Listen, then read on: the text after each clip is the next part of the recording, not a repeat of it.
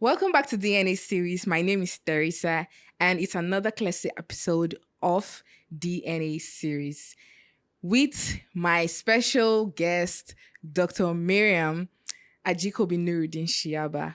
Right here in DNA series, we inform, entertain, as well as educate you on stuff genetics and DNA related. Now, if you haven't already subscribed, I don't know what you are doing. Please hit that subscription button, okay? Hit the bell notification button. Do the needful, okay? Yeah, thank you. Now, my guest is here again with her truckload of stories, juicy stories to get us entertained. And, I'm always excited. Of course, if you watched the last video, you know her already.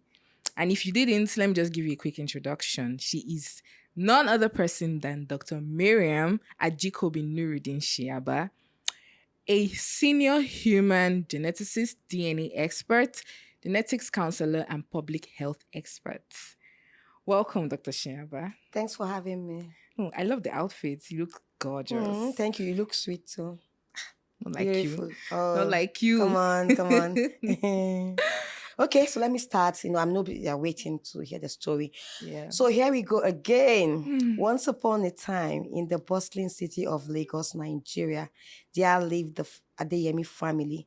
Femi Adeyemi, a successful engineer, and his wife Bola, a dedicated teacher, had built a comfortable life for themselves and their two children, Shade and Tunde.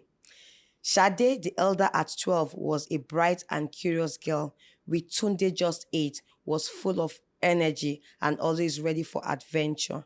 Their home in Ikeja was a lively place, filled with laughter, love, and the usual ups and downs of family life. Adeyemi had always dreamed of exploring the world.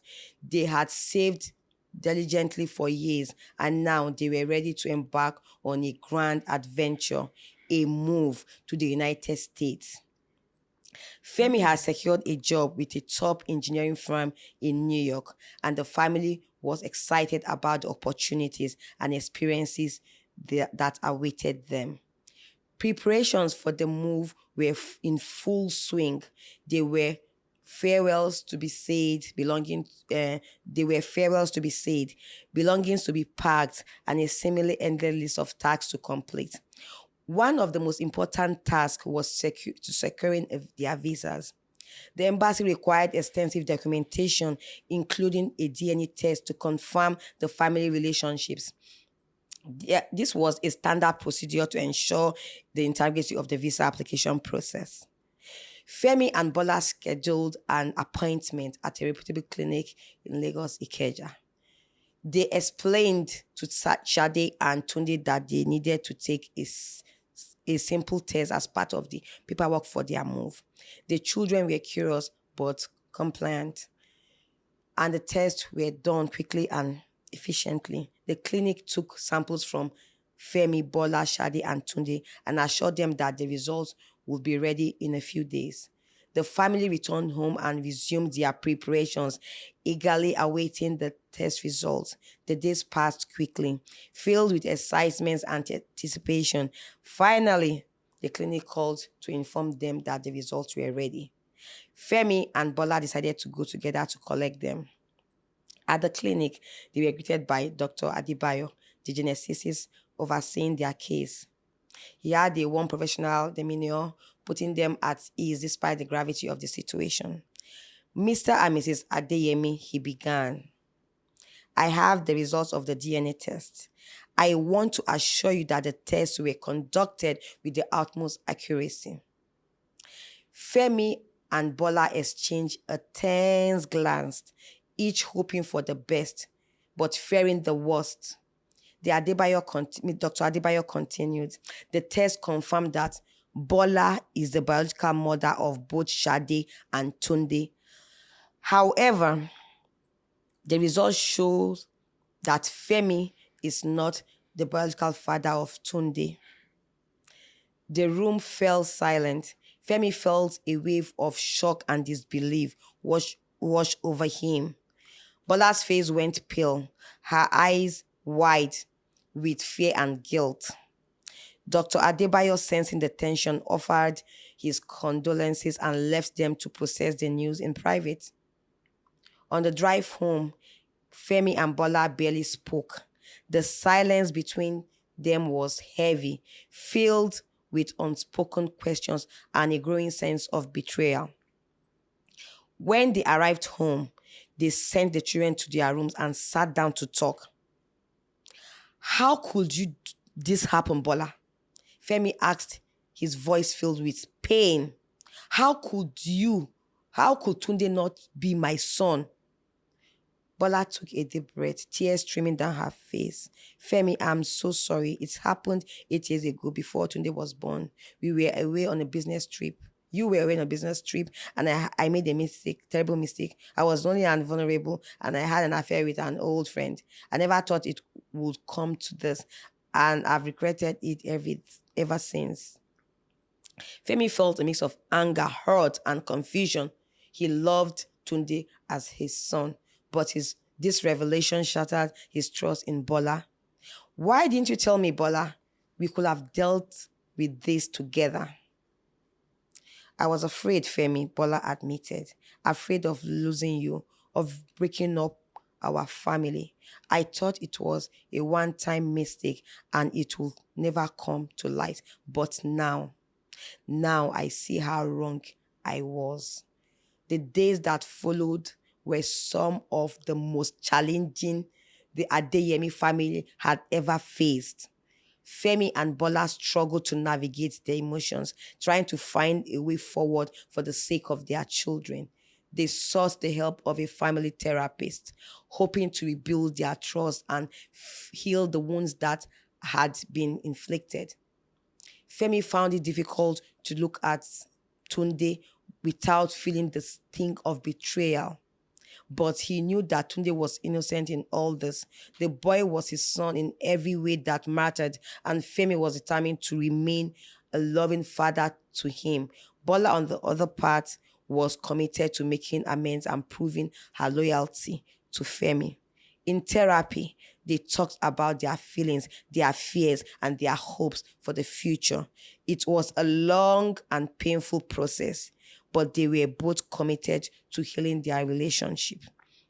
They knew that it would take time, but they also knew that their love for each other and their children was strong enough to overcome this crisis. The move to the United States was postponed as they worked through this issue. They decided to stay in Lagos a little longer, focusing on rebuilding their family and ensuring that Shade and Tunde were emotionally secure. The children, sensing the tension, had many questions, but Femi and Bola reassured them that everything would be all right. Months passed, and gradually the wounds began to heal. Femi and Bola found a renewed sense of closeness forged through their shared commitment to overcoming the crisis. They learned to forgive not just each other, but themselves. They emerged stronger, more united, and more appreciative of the bond they shared. One sunny afternoon, as the family enjoyed a picnic in their backyard, Femi took Bola's hands. I love you, Bola, he said. We've been through so much, but we are still here together. I know it's not easy, but I'm glad we faced this together. Bola squeezed his hand, her eyes filled with gratitude and love. I love you too, Femi. Thank you for standing by me, for our family. I promise to always be honest with you, no matter what. A year later, with their relationship mended and their family stronger than ever, the Adeyemi family finally made their move to the United States. They settled in New York, where Femi's new job awaited. The children adapted quickly, making new friends and enjoying their new environment. Shade excelled in her studies, and Tunde found a passion for soccer, joining a local team and making his parents proud. The experience had taught the Adeyemi family the importance of trust, communication, and forgiveness. They faced They had faced a storm and had come out stronger on the other side, ready to embrace the future with open hearts and unwavering love for one another. And so, in the vibrant city of New York City, the Adeyemi family continued their journey, confident in the strength of their bond and the bright future that lay ahead of them. Thank you so much for listening. That's the end of my story. Wow. This one is an emotional story, though. I can't even lie. Yeah. But it happens. Yeah. It happens. That's life. I think one of the things that has really touched me in all of the stories so far is the shared bond and the willingness to forgive in each story. So unique. And we all, I think everyone needs to emulate that. The father tried, though. So now you can see that. Okay. I can see, indeed. I can see. Yeah. Yeah. Well, we all make mistakes as human beings That's anyway. it. And it's not easy. It's easier said than done, but I just have to commend all these people in this story. Most of the times, the ability of the offender to show remorse True. and be ready to change. That's what True. matters. Yeah. True. And also to take accountability, because a lot of people Exactly. like to shy away from taking accountability. Yes, So- that's correct. Mhm. Amazing. Thank you so much, Dr. Shinaba. Thanks for having me. Every single time I enjoy these stories, it's always an immersive time, a beautiful time. Thank you so much. Okay, so guys, don't forget to subscribe, do the needful. It's the end of this episode. I'm all in my feelings because this story was so touchy.